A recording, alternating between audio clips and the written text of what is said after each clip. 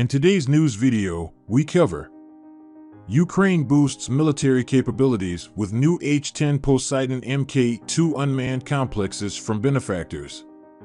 Japan looks beyond U.S. alliance to build bulwark of partnerships against China's aggression. Former U.S. Army General, Putin's invasion of Ukraine was a proactive move against the West, now in a proxy war. Ukraine makes progress on Svatov-Kremenna front, inflicting heavy casualties on Russian occupiers. Enjoy watching and don't forget to like and subscribe so you don't miss out on important news. The Ukrainian military received H-10 Poseidon Mk-2 unmanned complexes from the benefactors. 3 complexes, which include 9 drones, were transferred by the former President Petro Poroshenko. Volunteers from the NGO Sprava Hromad converted DAF Leland trucks into control vehicles.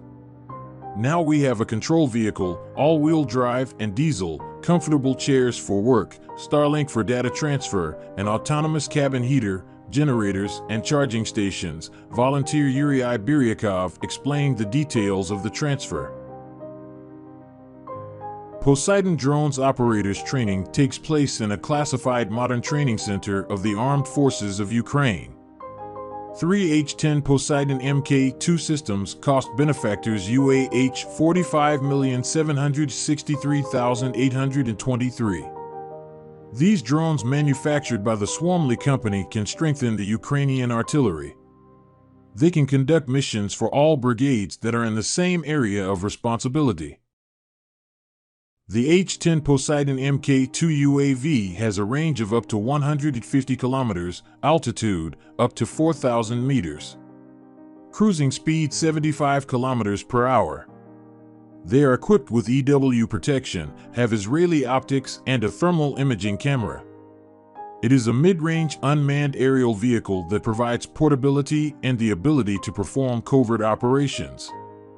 H-10 can be transported by SUV or pickup truck and prepared for operation in less than 10 minutes.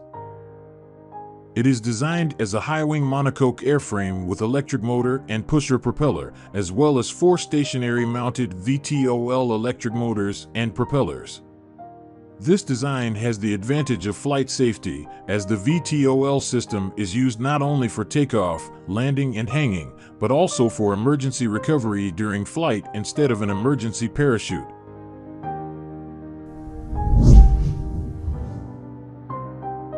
Prime Minister Fumio Kishida is looking beyond his country's alliance with the U.S. to deter China, bolstering security ties with democracies from Australia to Europe.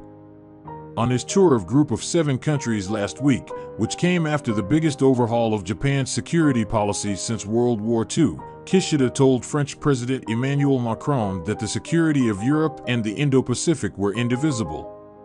He signed a deal on mutual troop access with UK Prime Minister Rishi Sunak and agreed with Italian leader Giorgia Meloni to upgrade defense ties.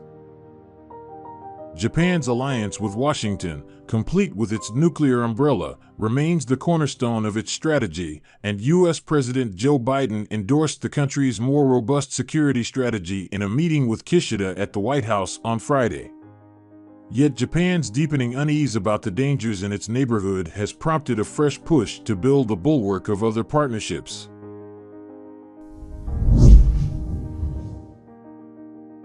Russian President Vladimir Putin was so worried about a conflict with the West that he basically wound up creating one by proxy through his unprovoked invasion of Ukraine, a former U.S. Army general said.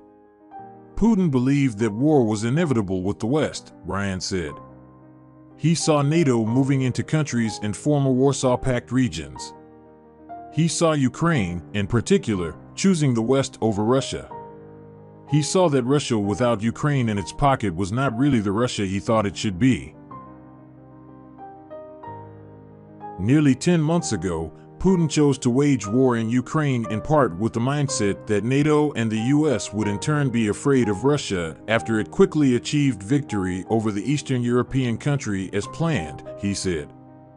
Putin's fear about the encroachment from the West led him to pick Ukraine as a place to start to fight back against that, and he and his military were not prepared for that fight, he said.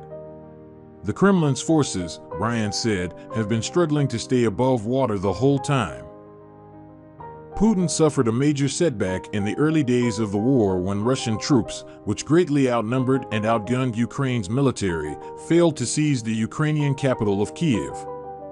Ukraine, aided by the US and the West through billions of dollars worth of weapons and equipment, has managed to defend itself from Moscow's aggression and even successfully launched a stunning counteroffensive last year, forcing Russian troops to give up large swaths of occupied territory.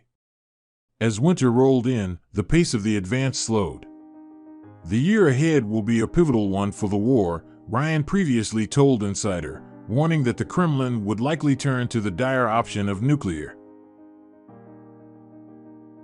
Ukraine has put up a fierce defense, which is backed by a continuous flow of Western weapons and equipment, which now includes armored vehicles and could soon include tanks. With his attack on Ukraine, Putin has essentially created this reality of the war with the West, he said. He's fighting us through his invasion of Ukraine. The Russian leadership believes it is in a war with the West, that the West wants to destroy them, the former general said. The West, according to Ryan, did not initially seem to think it would be in a proxy war with Russia, but since the beginning of the invasion, we are coming to the realization that we are in this war too, even if our soldiers are not dying there. In addition to supplying Ukraine with weapons and equipment, Western nations have hit Russia with severe economic sanctions as punishment for its invasion of Ukraine, choking its economy. Ryan, a senior fellow at Harvard's Belfer Center for Science and International Affairs, warned that the West needs to try to get ahead of Russia by prepping and strengthening its militaries and examining production rates for key weapons and munitions. If you're not in front of this war, if you're not ready for it, and then the war happens, it costs more in lives and money than it would otherwise, he said. The Ukrainian military is slowly but surely advancing on the Svatov-Kremina front in Luhansk Oblast. Source: Serhiy Haidai, head of Luhansk Oblast Military Administration, on the air of the National Joint 24/7 newscast. Quote, as for the front from Kharkiv Oblast, Svatov-Kremina, with difficulty, meter by meter, but the defense forces of Ukraine are moving forward, inflicting fire damage constantly. There, the occupiers dying in dozens every day, and every day several units of heavy equipment are destroyed. Details: Haidai also reported that all attempts to attack made by the Russian occupying forces are being consistently repelled on the Bilohorivka front in Donetsk Oblast. Moreover, our defenders have established themselves quite steadily. And at the moment, there is no threat of a breakthrough, said the Oblast Military Administration head.